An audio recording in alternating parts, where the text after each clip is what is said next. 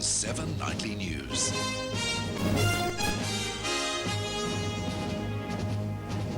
A new effort to free our two aid workers from jail in Belgrade.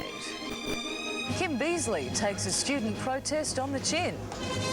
And Australia makes the World Cup final after a historic tied match. Good evening. Jailed Care Australia workers Steve Pratt and Peter Wallace are awaiting the arrival in Belgrade of Foreign Minister Alexander Downer. It's the federal government's most serious attempt to free the two since they were first accused of being NATO spies. Steve Pratt and Peter Wallace have been prisoners of the Yugoslav authorities for 78 days.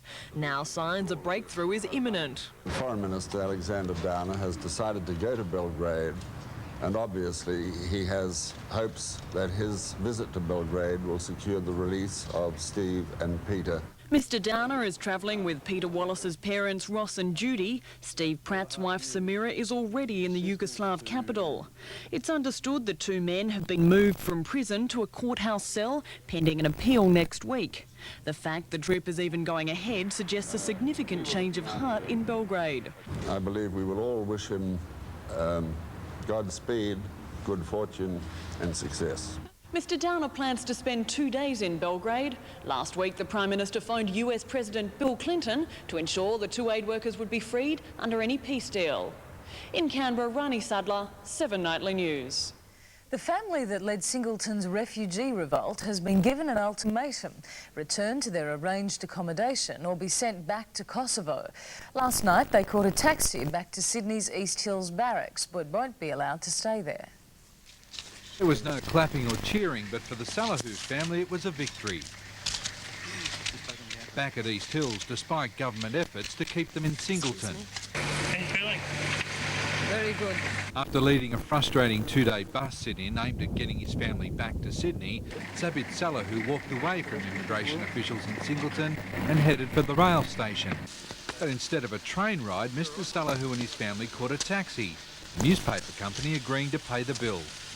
Well, we got $568.50. We got lost on the way, so. That's angered the government, saying the intervention undermines the entire safe haven operation. I mean, we don't want 4,000 people saying us too. We shouldn't have the squeaky wheel getting the grease in this situation. But the journalist who organised it says he's done nothing wrong. We just made their journey a lot easier, but we haven't actually changed their journey in any way.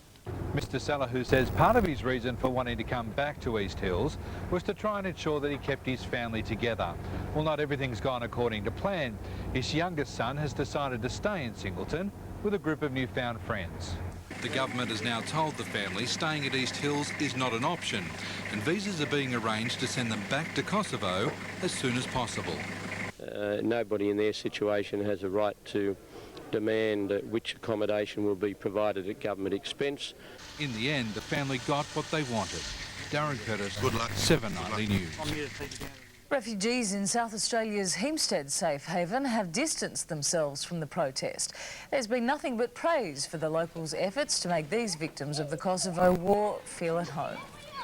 Perhaps the trauma and tragic events of the war waged by Slobodan Milosevic have had varying effects on individuals. Next week, South Australian Premier John Olsen and his front bench will cook up a barbecue for the refugees to give them what's been billed as a real taste of Australia.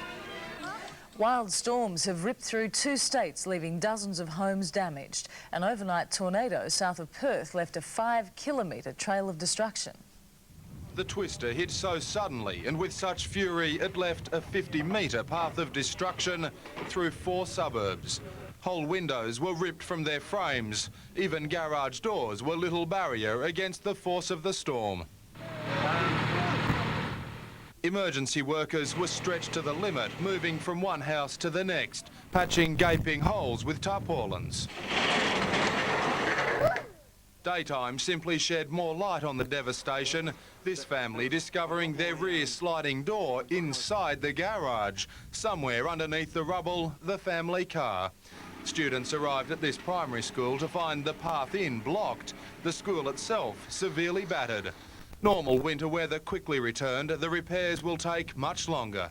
Similar scenes near Adelaide, where another storm unleashed its fury overnight, flinging tiles from roofs and uprooting anything in its path. Back in Queensland, the granite belt felt extremes more normal for this time of year, Stanthorpe recording an overnight low of -6 degrees. Only the ice hardy were out early this morning, braving the frost to take a morning walk. Michael Coombs, 7 Nightly News.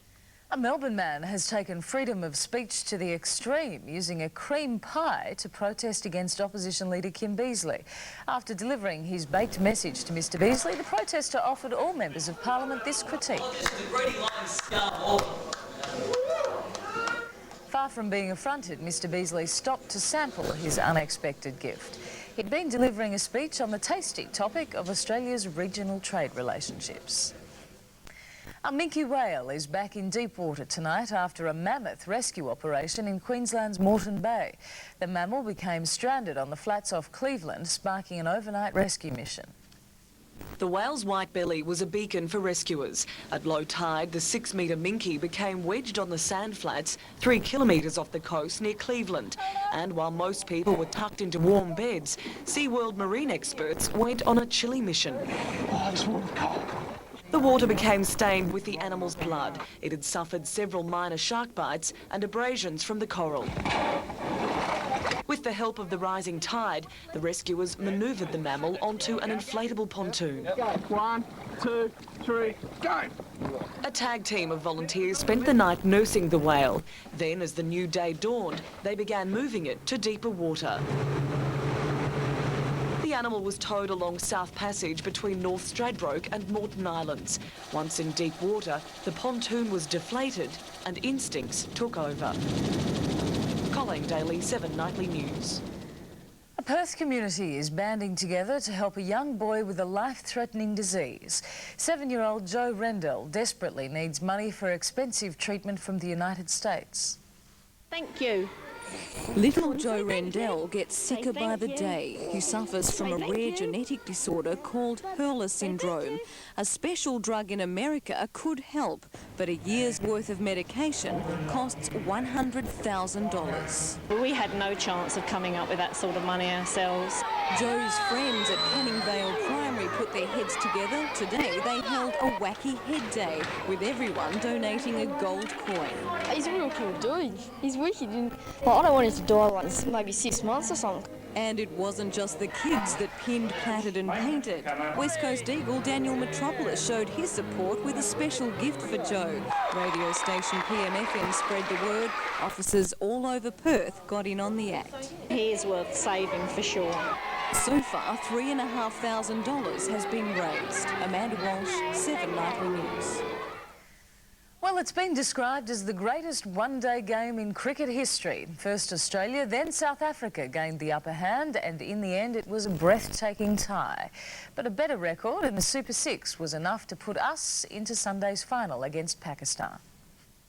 It was certainly worth the wait, but in the second last over of the match, our World Cup dream seemed shattered. Full pitch, down the rifle, he should catch this, should he? No, he drops it! All rifles missed off Lance Klusener resulted in a 6. It came down to the last over. South Africa needing 9 to win, Australia 1 final wicket. And the man nicknamed Zulu was on a mission. What a shot by Lance Klusener, the crowd erupt! 5 balls remaining, 5 for victory, and Klusener clubbed another boundary. Hit it hard, there's Mike Wardham and he won't get it, they're level! 4 balls to go, scores were level. Donald taking on Lehman's arm. It's gone for it, missed hit, does he run out? Oh, that would have been out! An escape for Donald, but next ball, the final act of what was simply fantastic theatre. There it is, they go, this will be out surely! Oh, it's out! It's going to be run out! Oh, that's it! South Africa out! Donald didn't run! I cannot believe it! Australia go into the World Cup final! Ridiculous running with 2 balls to go! A tie was enough for Australia to qualify for the final. They finished higher on the Super 6 series table than the Proteas, resulting in amazing scenes for the Aussies and their fans, total dejection for the South Africans and their many supporters. A team trip to a 10-pin bowling alley earlier this week was certainly handy in that dramatic final run-out for Fleming. I thought last game was unbelievable. That's the best game of cricket I've ever played. It was just reactionary to throw along the ground. Yeah, it was just another adrenaline when we won. Like, it was just awesome. Best feeling I ever had. But for South Africa, a cruel way to exit cup contention. Unfortunately, things didn't run our way towards the end, but you know, it's as close as you can get, I suppose. Shane Warne earning man of the match honours after setting the Aussies on the road to victory. Oh, beautiful ball. That's a wonderful delivery from Shane Warne. Clipping the top of off stump. Something special and something I'll always remember, and I suppose today is just, you know, I think this one probably tops it. This is just unbelievable, you know. And now for Pakistan at Lord's on Sunday, and our Prime Minister among those hoping for a fairy tale final chapter. And I guess there'll be a lot of sleepy heads on Monday morning. Can we have the day off? No, but you can all stay up. Jim Wilson, 7 Nightly News. The IOC has agreed to a new series of drug tests at next year's Sydney Olympics. Athletes can expect to be tested outside the actual Games competition. Meanwhile, Australia's Kevin Gosper has assumed the post of IOC Vice President. That means he could eventually succeed Juan Antonio Samaranch for the top job. A low-key royal wedding that'll have an audience of millions. That report next. Also, Nicole Kidman becomes a top cover girl in the US. Naji Direct June sale is now on. 60% off wholesale prices. Knitwear shirts and trousers from $19. Suits from $149. Two Australian businessmen died in yesterday's air crash in Papua New Guinea. They are Michael Bubb from Queensland and John Back, who was educated in Sydney. The twin-engine turboprop Airlink plane crashed near Goroka in the Eastern Highlands. The pilot, Captain Alan Andrews, was from Queensland. His body will be flown back to Australia to determine if he had a heart attack at the controls. Cardinal Basil Hume, leader of the Catholic Church in England and Wales, has died. The 76-year-old was described as goodness personified. Cardinal Hume was Archbishop of Westminster for 2 decades, inviting the Queen to Mass and speaking at Princess Diana's funeral. Mourners have started gathering at Westminster. Very sad. He was a very holy man, a very humble man, and we'll be missing him. Cardinal Hume died peacefully after battling cancer.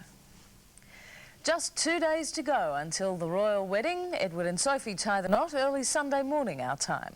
The ceremony is expected to be low-key, just 600 guests. In 2 days, millions of people will tune in to watch Prince Edward and Sophie Rees-Jones take their vows. Despite their wishes to keep the wedding private, it's being broadcast live to 24 countries, where people are still fascinated with princes, princesses and happily ever afters. For a very special presentation, the marriage of Prince Edward and Sophie Rees-Jones. I think there's going to be glamour, there's going to be pomp and ceremony, regardless of how Edward wants to see this affair go off. Here in England, the reaction is more low-key. There won't be the massive street parties that accompany the weddings of Charles and Diana or Andrew and Fergie. No parades through the streets of London, no guard of honour, no brass bands. There's no great hysteria or mania about the event. There's just an acceptance that it's happening and it's quite exciting and we'll have a bit of fun, but then we'll all go back to our ordinary lives. But one thing that should never be underestimated is the British reaction to good weather. Sunny days are rare here, and if the weather holds, there's a good chance there'll be a big public turnout on the day. In London, Mara Pritchard, 7 Nightly News. Nicole Kidman's become a real cover girl in the USA, 4 magazines this month alone. The Aussie actress is helping to sell everything from Rolling Stone to Good Housekeeping. But it's the shots promoting her film Eyes Wide Shut in Rolling Stone that have eyes wide open. The article says Nicole and Tom are close, but director the late Stanley Kubrick gave Nicole marriage advice on set. Now, I just saw the way you talked to Tom, and let me tell you, I've been married for 25 years. You don't talk to a man like that. Eyes Wide Shut opens in Australia in August. Fancy strumming Brownie, the guitar on which Eric Clapton played probably his most famous love song of all, Layla? Well, it can be yours for around $120,000. Clapton's putting 100 guitars to auction later this month. Proceeds going to a drug rehabilitation charity. Our share market finished firmer today despite some afternoon profit taking. The All Ords added 4 points, while in the US the Dow Jones finished up 56. Another good day for the banks. ANZ added 23 cents, National Australia 26 and the Commonwealth 6 cents. Maiden internet company eCorp gained 34 cents, News Corp lost 16 while Telstra added 10. Our dollar is worth almost 66 US cents, just over 77 yen, around 41 British pence and 63 euro cents. An ounce of gold is worth $260 US. In early London trade, the FT100 is up 83 points. In Japan, the Nikkei lost 39, and in Hong Kong, the Hang Seng added 253. The first of Melbourne's famous trams has been turned over to private ownership. Yarra Trams is now run by French-Australian consortium Metrolink, which aims to increase passenger numbers by 60% over the next 12 years. New, low-floor, easy-access trams will join the fleet, but conductors will not be making a return. Still to come, Rugby League, and Melbourne powers its way to victory over Sydney City and an unexpected diversion at the US Open. Nick Price, who's going to play Marlon Perkins in. Naji Direct June sale is now on. 60% off wholesale prices. Anything that could lead us to him or to his real identity. Australia's Most Wanted, Monday.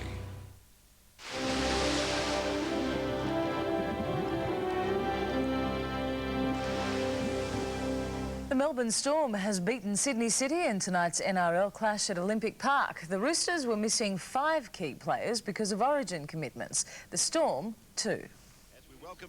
The rain wasn't the only thing that dampened Sydney City's spirit at Olympic Park. Melbourne inspirational from the outset. Mikau will do it.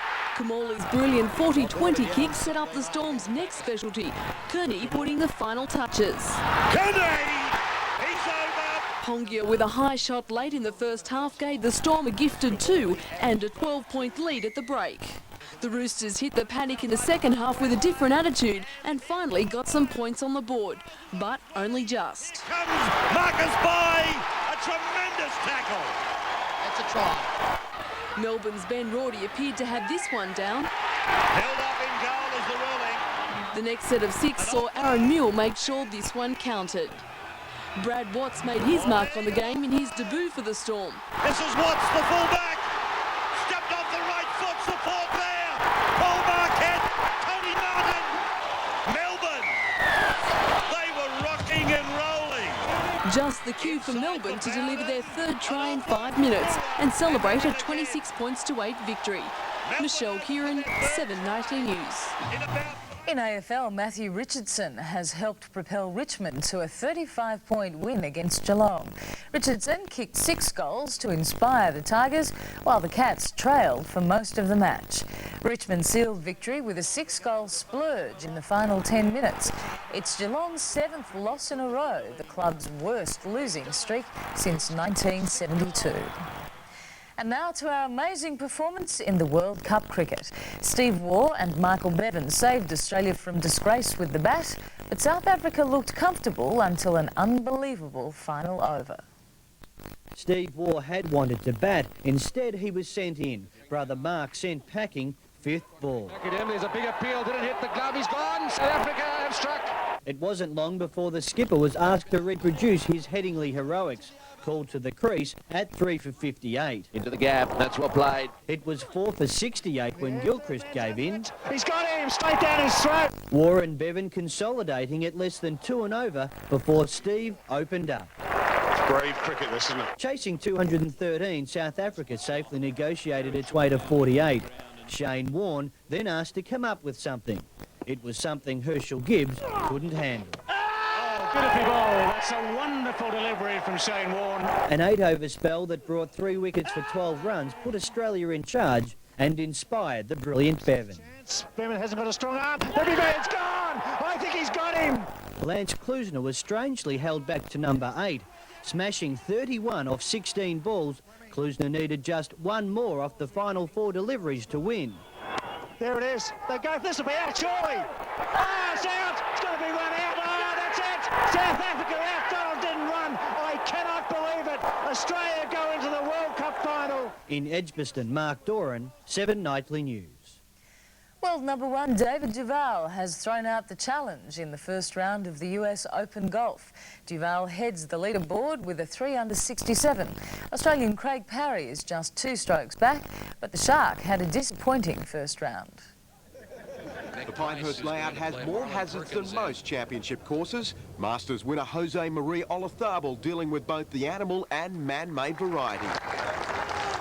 A rare highlight in his round of 75, the frustration also shared by Greg Norman, the Shark cutting a 3 over 73. Turn that much. So Norman remains at 3 over. Steve Elkington had more luck with the blade, finishing 4 shots off the lead, which is shared by 4 Americans at 3 under, including world number one David Duval. What a shot. What a shot. His rival Tiger Woods is just 1 behind after some remarkable light. A little back heel there from Okan Buruk. And a nice switch from Yakin as well, the Swiss international with Turkish origin.